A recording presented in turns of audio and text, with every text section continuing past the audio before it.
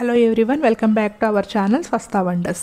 నా ఇంటర్మీడియట్ ఫాస్టింగ్లో ఇది day 17th. నేను 16 స్టేట్ విండో చేస్తున్నాను. 16 hours fasting, 8 hours eating window. నా ఈటింగ్ విండో వచ్చేసి మార్నింగ్ 9 to ఈవినింగ్ 5 o'clock. ఈరోజు మార్నింగ్ 9 o'clockకి నేనైతే నా ఫాస్ట్ని వెజిటేబుల్ జ్యూస్తో బ్రేక్ చేశాను. ఈరోజు మార్నింగ్ ఫస్ట్ అయితే వెజిటేబుల్ జ్యూస్ తీసుకున్నాను 9 o'clockకి. మనము ఇంటర్మీడియట్ ఫాస్టింగ్ చేస్తున్నప్పుడు అంటే మార్నింగ్ ఫస్ట్ ఫాస్ట్ని బ్రేక్ చేస్తాం కదా, అది కొంచెం జాగ్రత్తగానే బ్రేక్ చేయాలి. అంటే ఏ పడితే అవి తినకూడదు. ఫస్ట్ అయితే బ్రేక్ చేసేటప్పుడు జ్యూసెస్ కానీ లేకుంటే ఏదైనా నట్స్ సీడ్స్తో కానీ అలా ఒక బనానాతో కానీ అలా ఫాస్ట్ని బ్రేక్ చేయాలి. ఫస్ట్ మనం ఏదైనా కొంచెం అంటే లైక్ టీ కాఫీలు కానీ లేకుంటే ఇంకా స్పైసీ ఫుడ్తో కానీ ఎప్పుడు కూడా ఫాస్ట్ని బ్రేక్ చేయకూడదు. అలా బ్రేక్ చేస్తే మనకి స్టమక్ కొంచెం అంటే అల్సర్ లాగా కొంచెం కడుపులో మంటలాగా వస్తుంది. అందుకని చెప్పేసి ఎప్పుడు కూడా ఫాస్ట్ని ఏదైనా ఫ్రూట్ జ్యూస్తో కానీ లేకపోతే వెజిటేబుల్ జ్యూస్తో కానీ లేకుంటే డ్రై నట్స్ కానీ లేకపోతే బనానా ఇట్లా లేకుంటే డేట్స్తో కానీ బ్రేక్ చేయాలి. ఇదైతే చాలా ఇంపార్టెంట్ ఇంటర్మీడియట్ ఫాస్టింగ్లో.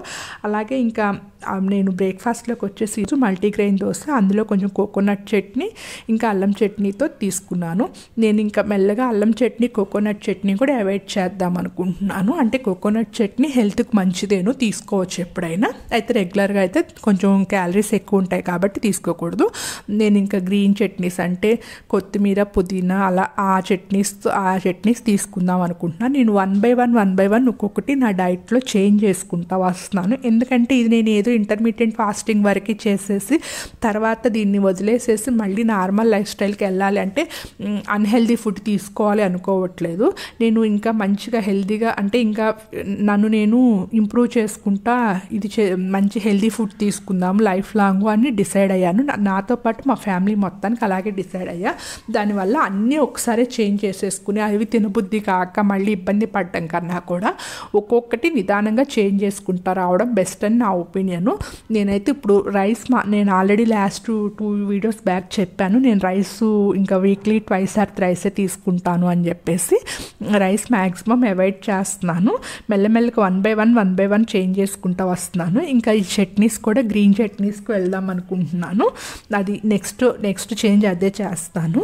ఈరోజు మధ్యాహ్నం లంచ్లోకి అయితే రవ్వ పొంగల్ చేస్తున్నాను. బన్సీ రవ్వ ఇంకా పెసలతోటి రవ్వ పొంగల్ చేస్తున్నాను. ఇంకా పెసరపప్పుతో అయినా చేసుకోవచ్చు. ఈ రెసిపీ మన చాయిస్. నేనైతే పెసలతో చేస్తాను. ఈ రెసిపీ అయితే మనము విడిగా లంచ్, డిన్నర్, బ్రేక్ఫాస్ట్ ఎందులోకైనా తీసుకోవచ్చు. ఇది బడ్జెట్ ఫ్రెండ్లీ రెసిపీ కూడాను.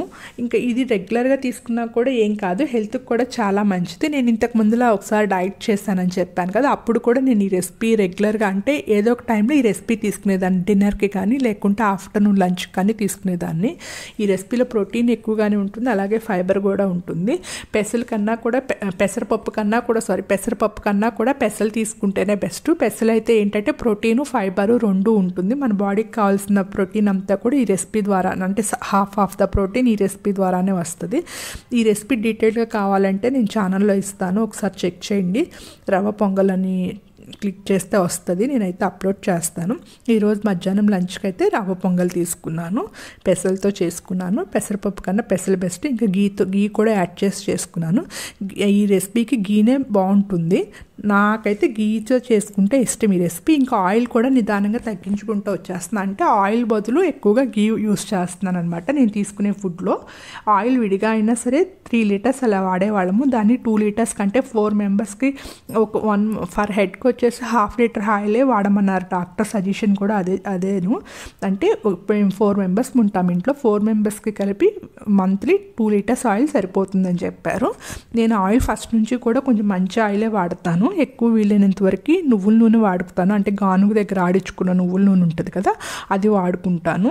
ఇంకా 3 o'clock టైంలో ఈరోజు అయితే ఒక జామకాయ తీసుకున్నాను. చిన్నదే తీసుకున్నానులే, ఎందుకంటే మధ్యాహ్నం నేను తీసుకున్న లంచ్ చాలా హెవీగా అనిపించింది నాకైతేను.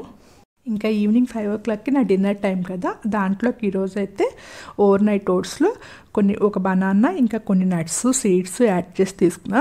నేనైతే నట్స్ సీడ్స్ మీరు చూసారో లేదో కానీ నేను బాదం కానీ అవన్నీ కూడా 5-6 తీసుకుంటాను. ఇంకా సీడ్స్ ఉంటాయి కదా, లైక్ పంకిన్ సీడ్స్ అలాంటివి ఉంటాయి కదా, అవి మాత్రం ఎక్కువ తీసుకుంటాను. ఎందుకంటే నట్స్లో కూడా క్యాలరీస్ ఎక్కువ ఉంటాయంట, అందుకని నేను నట్స్ కొంచెం తగ్గించి సీడ్సే ఎక్కువగా తీసుకుంటాను. మ్యాక్సిమం అలాగే తీసుకుంటాను రెగ్యులర్గా. వీటిల్లో కూడా కొన్ని అవాయిడ్ చేస్తాను, అంటే కొన్ని నట్స్ సీడ్స్ రెగ్యులర్గా తీసుకొని కొన్నే యూస్ చేస్తాను. ఇదైతే ఈరోజు నా